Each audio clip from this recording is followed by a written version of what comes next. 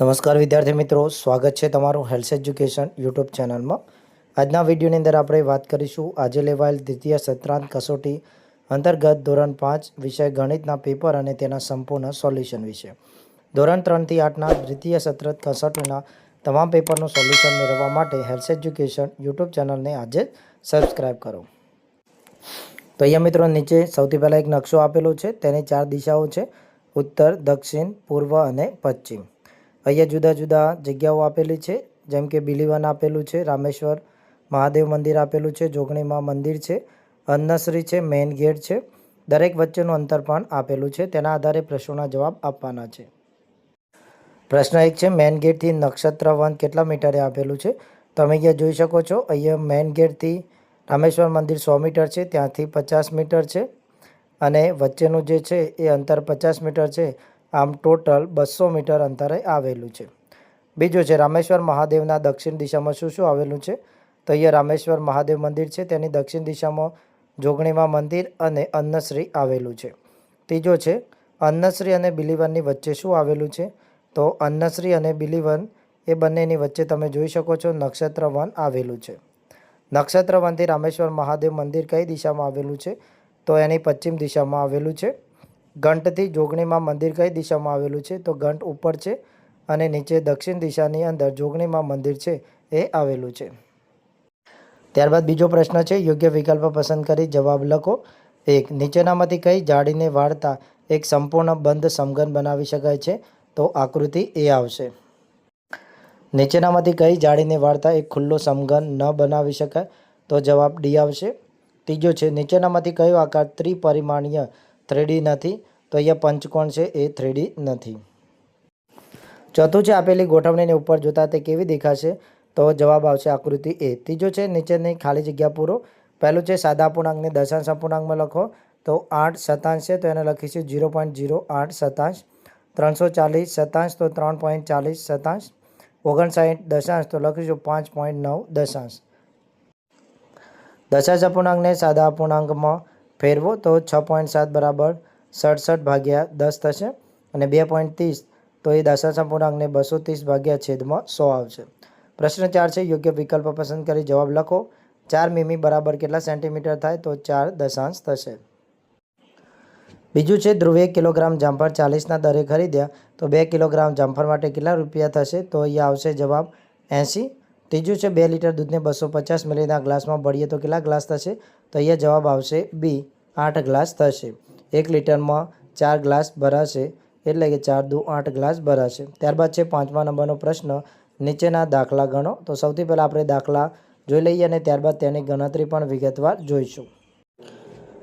1. બગીચાનું ક્ષેત્રફળ 135 ચોરસ મીટર છે, જો તેની લંબાઈ 15 મીટર હોય તો તેની પહોળાઈ શોધો। બીજું છે, એક ચોરસ પડદાની પરિમિતિ 160 સેન્ટીમીટર છે, તેનું ક્ષેત્રફળ કેટલું થાય? ત્રીજું છે, એક લંબચોરસ ખેતરની લંબાઈ 32 મીટર, પહોળાઈ 24 મીટર છે, તો તેની પરિમિતિ શોધો। ચોથું છે, લંબચોરસ બગીચાની લંબાઈ 18 મીટર અને પહોળાઈ 16 મીટર છે, તો આ બગીચાને ફરતે ચાલવા માટેનો રસ્તો બનાવવો છે, તો રસ્તાની લંબાઈ શોધો। અને પાંચમું છે, એક ચોરસ ટેબલ ટોપની લંબાઈ 36 સેન્ટીમીટર છે, તો તેની પરિમિતિ શોધો। આપણે દાખલાની ગણતરી જોઈશું। બગીચાનું ક્ષેત્રફળ 135 ચોરસ મીટર છે, તો તેની લંબાઈ 15 મીટર છે, તો પહોળાઈ શોધવાની છે। અહીંયા બગીચાનું ક્ષેત્રફળ છે લંબચોરસ ગુણ્યા પહોળાઈ થાય, તો એની લંબાઈ 15 મીટર છે, તો આપણે અહીંયા પહોળાઈ ગોતવાની છે। તો 135 બરાબર 15x થશે, તો 135 ભાગ્યા 15 કરીએ તો 9 મીટર જેવી તેની જે છે એ પહોળાઈ થશે।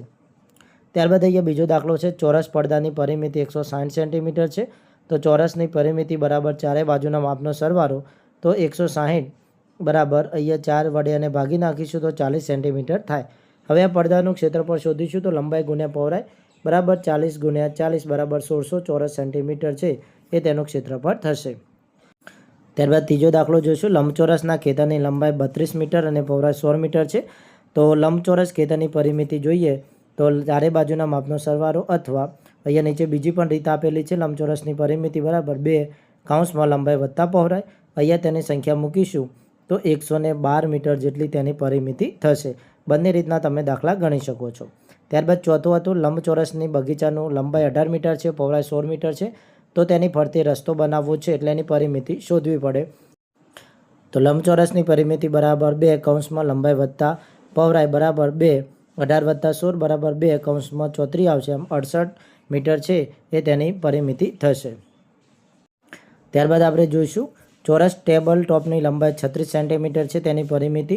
તો ચોરસ ટેબલ ટોપની પરિમિતિ બરાબર તેની ચારેય બાજુ સરખી હોય ચોરસની, તો 4 ગુણ્યા લંબાઈ બરાબર 36 ગુણ્યા 4 બરાબર 144 સેન્ટીમીટર જેટલી થશે.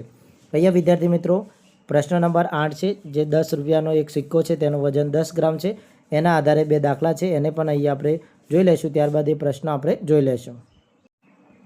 8માનો પહેલો પ્રશ્ન છે, 1 કિલોગ્રામ અને 120 ગ્રામ સિક્કા છે તો તેની અંદર કુલ કેટલા સિક્કા હશે? તો અહીંયા 1 કિલોગ્રામ એટલે 1000 ગ્રામ થાય અને 120 ગ્રામ તો ટોટલ એનો સરવાળો 1120 ગ્રામ થાય. હવે એક સિક્કો 10 ગ્રામનો છે તેના ભાગાકાર કરી 1120 ભાગ્યા 10 તો 112 સિક્કા છે એ કુલ 10 રૂપિયાના 10 ગ્રામના હશે. ત્યારબાદ બીજો પ્રશ્ન છે, 250 સિક્કા હોય 10 રૂપિયાના અને એક સિક્કાનું વજન 10 ગ્રામ છે તો ટોટલ વજન કેટલું થાય? તો 250 સિક્કા છે અને એક સિક્કાનું વજન 10 ગ્રામ છે તો 250 ગુણ્યા 10 કરીશું તો 2500 ગ્રામ વજન છે એ 250 સિક્કાનું થશે. અહીં એક સમારંભમાં કેટલાક વ્યક્તિઓ હાજર રહ્યા છે અને તેમને જે ભાવતી ભોજન છે તેની સંખ્યા લખેલી છે. એના આધારે પ્રશ્નોના જવાબ આપવાના છે. જેમ કે ગુલાબજાંબુ 15 લોકોને ભાવે છે, પેડા 30, મોહનથાળ 8 અને લાડુ 7. સૌથી ઓછી પસંદગીની વાનગી કયું છે? તો અહીંયા જોઈ શકે છે લાડુ છે વિદ્યાર્થી મિત્રો, એ સૌથી એની ઓછી પસંદગી છે. અહીંયા પેડા આપણે ખોટું ચકાઈ ગયું છે. બીજા નંબરમાં છે, સંમેલનમાં કેટલા વ્યક્તિઓને ગુલાબજાંબુ ભાવતા હશે? તો અહીંયા ગુલાબજાંબુ છે એ 15 લોકોને ભાવે છે. ત્રીજું છે, મોહનથાળ અને લાડુ ભાવતા કુલ વ્યક્તિઓની સંખ્યા કેટલી છે? તો મોહનથાળ 8 છે અને લાડુ 7 તો ટોટલ 15 છે. ગુલાબજાંબુમાંથી બમણી ભાવતી વાનગી કઈ છે? તો ગુલાબજાંબુ 15 છે એની બમણી 30 તો પેંડા છે. અને છેલ્લું 8 વ્યક્તિને પસંદ હોય તેવી વાનગી કઈ છે? તો 8 વ્યક્તિ મોહનથાળ છે એ વ્યક્તિઓને પસંદ છે તો તેની સંખ્યા 8 છે. પ્રશ્ન નંબર 7 દાખલા ગણીએ તો તેના લાસ્ટમાં આપણે દાખલા જોઈશું. અહીંયા 8મા નંબરનો જે પ્રશ્ન છે એને આપણે મિત્રો જોઈ લીધો છે. આ બેનના તેના પ્રશ્નો છે અને તેના આન્સર આપણે આગળ જોઈ લીધા છે. હવે પ્રશ્ન નંબર 7ના 3 દાખલા છે તેની આપણે ગણતરી કરીશું.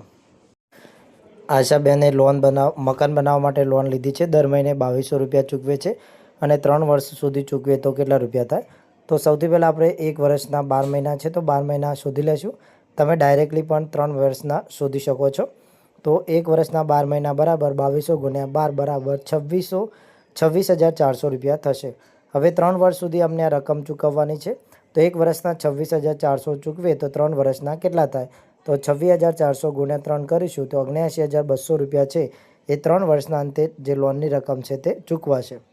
હવે સવિતાબેન દરરોજ 42 લીટર દૂધ વેચે છે અને 2856 રૂપિયા કમાય છે તો 1 લીટર દૂધની કિંમત કેટલી? તો 2856 ભાગ્યા 42 કરીશું તો 68 રૂપિયા છે એ 1 લીટર દૂધની કિંમત થશે. છેલ્લો છે, આકાશના એક દિવસનો પગાર 225 રૂપિયા છે તો જુલાઈ મહિનાનો કેટલો પગાર થશે? તો મિત્રો જુલાઈ મહિનાની અંદર 31 દિવસ આવે તો 225 ગુણ્યા 31 કરીશું તો 6,975 રૂપિયા છે એ જુલાઈ મહિનાનો તેનો પગાર થશે. તો વિદ્યાર્થી મિત્રો આ હતું ધોરણ 5 ગણિત વિષયના પેપર અને તેનું સંપૂર્ણ સોલ્યુશન. દરેક વિષયના પેપર સોલ્યુશન મેળવવા માટે હેલ્થ એજ્યુકેશન યુટ્યુબ ચેનલને હાલ જ ઓલ બટન ઉપર ક્લિક કરી અને સબસ્ક્રાઈબ કરી લો, જેથી તમને આવનારા દરેક પેપરના વિડીયોની નોટિફિકેશન મળી જાય.